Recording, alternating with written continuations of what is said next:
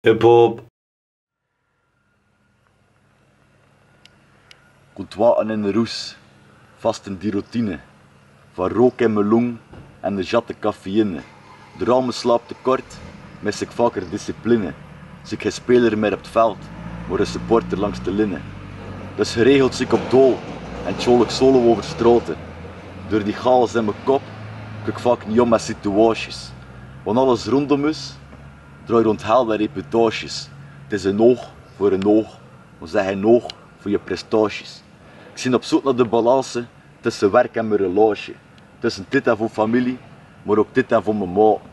Dus ik kan niet garanderen dat ik het slechte dat bilaat. Want je leeft maar in een keer, dus moet je ook het beste leren maken. Van het moment en hier vandaag, want op morgen is te vage. Dus vergeet maar al die zorgen en verdrink niet in die vragen. Want anders kom je zot en kun je niet meer verdragen. Zie je in alles een complot en kun je het leven niet meer dragen. Dus geniet van de moment. Want voordat je het weet, tikt je een tit op zijn end. Dus geniet van de moment. Want voordat je het weet, tikt ook jong dit op zijn end.